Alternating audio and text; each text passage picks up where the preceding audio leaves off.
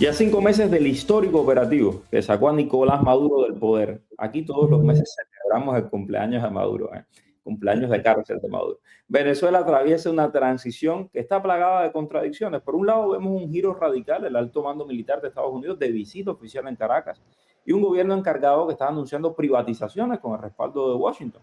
La realidad en el terreno suele ser otra. El país está en ruina, el gran capital extranjero sigue congelado por la inseguridad jurídica, las viejas estructuras de represión siguen operando, el descontento social está calentando las calles.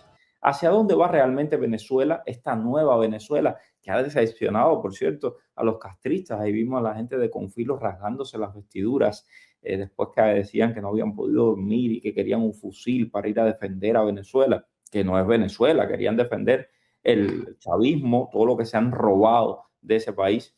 Estamos ante una verdadera transición, ante un cambio de fachada para intentar, digamos, sobrevivir a Trump y a Marco Rubio. Para descifrar este complejísimo tablero político y social nos acompaña hoy el destacado periodista venezolano Carlos Acosta, un gran y querido amigo. Carlos, un gusto tenerte aquí. El gusto para mí siempre es muy reconfortante conversar contigo y analizar estos temas que de alguna manera van de la mano, porque desde hace mucho rato los destinos de Cuba y Venezuela están unidos. Y creo que has hecho una radiografía exacta y precisa de lo que ocurre, pero yo sí creo que estamos en una etapa de transición y que si bien no es como se la había imaginado la administración Trump y el propio secretario de Estado, pues las circunstancias están forzando a que se produzca la transición como la deseamos los venezolanos. Y lo más reciente que ocurrió fue que hace apenas menos de 24 horas un grupo importante de sindicalistas venezolanos van a marchar hasta la Embajada de los Estados Unidos en momentos en que estaba el general Kane de visita en Caracas para pedir elecciones. Es decir, los venezolanos tenemos bien claro con quién hay que hablar a la hora de pedir las cosas. No, eso me encantó. Vamos a hablar del tema este de las elecciones porque el secretario de Estado, Marcos Rubio, ha estado compareciendo ante el Congreso de los Estados Unidos, porque a diferencia de las dictaduras, aquí el gobierno comparece ante el Congreso y habló de las elecciones en Venezuela. Vamos a escuchar lo que dijo. En última instancia, y además de otras cosas que deben ocurrir, la respuesta para Venezuela pasa por unas elecciones democráticas libres y justas, no solo porque es lo correcto, sino también porque es necesario para que el país pueda atraer el tipo de inversión que necesita, para que Venezuela sea un lugar estable y atractivo para la inversión a largo plazo, capaz de atraer capital y de normalizar su funcionamiento y de su economía. Tendrá que contar con un gobierno legítimamente establecido mediante elecciones. Pero primero hay que crear las condiciones para que eso sea posible. Estas condiciones incluyen medios de comunicación libres y abiertos. Hemos visto que el periodismo independiente ha vuelto a operar en Venezuela y eso ha sido algo positivo. También es necesario dar espacio y tiempo para que los partidos políticos puedan organizarse, prepararse y posicionarse para participar en esas elecciones. Además, se necesita un nuevo Consejo Electoral porque el encargado de contar los votos y garantizar que el proceso electoral sea justo. Todo ese trabajo está actualmente en marcha. Esto es lo que ha dicho el secretario Rubio. ¿Cuál es tu impresión y cuál es tu reacción a estas declaraciones que generaron titulares en todo el mundo? Sí, además lo digo en dos oportunidades, porque de forma recurrente el secretario de Estado, como tú decías, pues tuvo que comparecer ante el Congreso de los Estados Unidos tanto el pasado martes como el pasado miércoles. Y en las dos oportunidades dijo lo mismo: Venezuela necesita elecciones. Pero fíjate tú lo importante de lo que dice Rubio en materia económica. Voy a ir de atrás hacia adelante. Dice que Venezuela no puede tener una prosperidad económica si no existe un cambio político en dos platos. El plan de 3 fases que hablaba de primero estabilización, recuperación económica y transición se está viendo trabado a la segunda fase, porque si bien es cierto que las empresas petroleras ya comenzaron a trabajar, que Rubio le dio la orden a la narcointerina para que fuera a hacer negocio en India por el petróleo, porque está ya por orden de Rubio. De hecho, ella no había anunciado el viaje a India y ya Rubio lo había anunciado cuando iba rumbo a China, imagínate tú. Pero si todo eso está ocurriendo con el petróleo, hay otra serie de empresas que no se atreven a meter un solo dólar en Venezuela por falta de seguridad jurídica, porque todo está diseñado para la dictadura de Chávez y Maduro. Entonces, eso lo entiende el secretario Rubio y por eso comienza a hablar 2 días seguidos de elecciones y habla de soga en la casa del ahorcado. Habla del cambio del Consejo Nacional Electoral. Con cualquier personaje de la Fuerza Democrática Venezolana que tú hablas, te dicen, sí, nosotros queremos elecciones, pero no con este Consejo Nacional Electoral. Entonces, lo primero es el cambio del Consejo Nacional Electoral. Al cambiar el Consejo Nacional Electoral, después hay que cambiar un poco las normas electorales, porque en Venezuela el chavismo, para de alguna manera blindarse en materia, abro comillas, electoral, cierro comillas, en dos platos para poder hacer los fraudes como querían, convirtieron el sistema electoral en un sistema totalmente automatizado, porque era la mejor forma de poderlo mediatizar en el tramo que va desde el momento en que la gente ejerce el voto hasta el momento en que se tienen los resultados.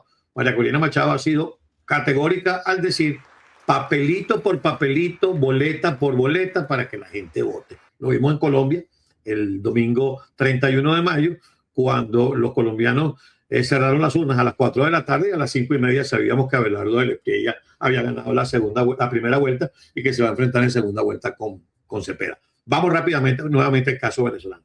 ¿Qué es lo que va a ocurrir? Bueno, que cuando Daisy regrese de la India le tiene que dar la orden a su hermano y decirle, mira, la Asamblea Nacional tiene que ya sustituir al Consejo Nacional Electoral. Pero eso se va a encontrar, Mario y amigos que nos están viendo a esta hora, con el plan de Panamá. Recordemos el manifiesto de Panamá, donde María Corina Machado y las fuerzas democráticas del país, algunas con las que no nos gusta mucho que se haya fotografiado, pero al final y al cabo ahí estaban, decidieron que María Corina es la que va a regir este proceso de transición y que ella debería sentarse con la dictadura para una negociación de por dónde sales y por dónde entramos.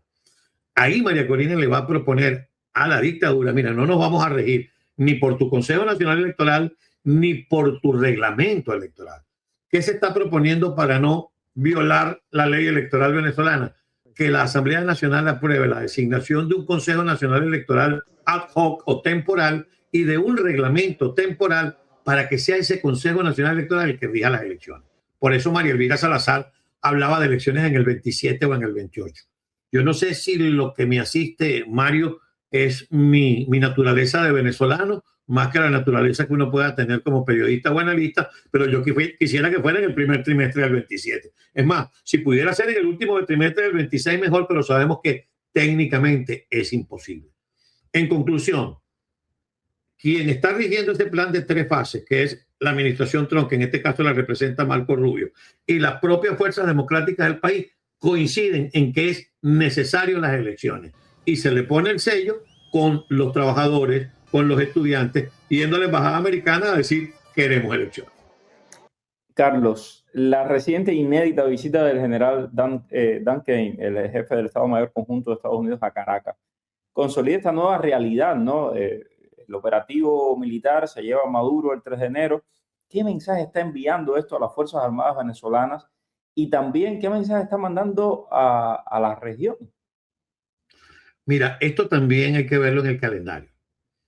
Tradicionalmente en Venezuela, el día 5 de julio es el día de la independencia de Venezuela y se usa como excusa el día de la independencia para los ascensos militares, por una parte, para pasar al retiro a quienes ya llegaron a los grados superiores en cada una de sus fuerzas, llámese la Armada, el Ejército, la Aviación o la Guardia Nacional. Y creo que es una excelente oportunidad para entonces sacar a todos estos que de alguna manera han estado en conchupancia con esa organización transnacional criminal que se llama Partido Socialista Unido de Venezuela y que además tenía el mote de Cartel de los Soles, y comenzar a escoger cuadros que de alguna manera entren en una relación con las Fuerzas Armadas de los Estados Unidos.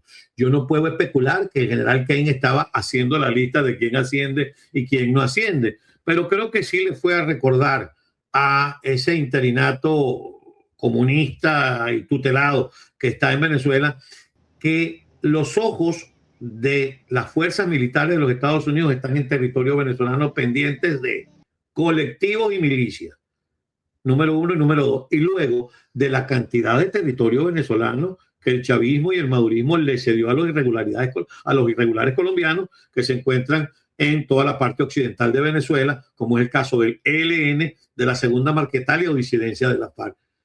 Venezuela va a pasar a ser, una vez que se produzca la transición política, nuevamente un aliado estratégico desde el punto de vista militar para los Estados Unidos. Para quienes no lo sabían, antes de la llegada de Chávez, dentro del principal fuerte militar que hay en Venezuela, que es el Fuerte Tiuna, había un edificio que estaba destinado para la misión militar de los Estados Unidos de América en Venezuela. Y eso era el que servía de enlace para que los militares venezolanos vinieran a los Estados Unidos a hacer el curso de las Américas y ese tipo de alianza en materia militar. Eso va a regresar, y yo no estoy exagerando, Mario, si en algún momento se llega a hablar de alguna base militar de Estados Unidos en Venezuela.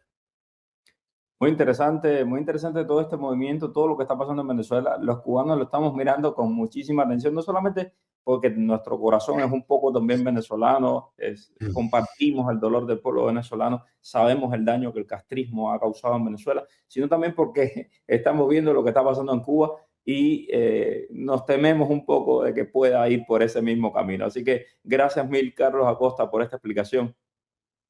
No, gracias a ti.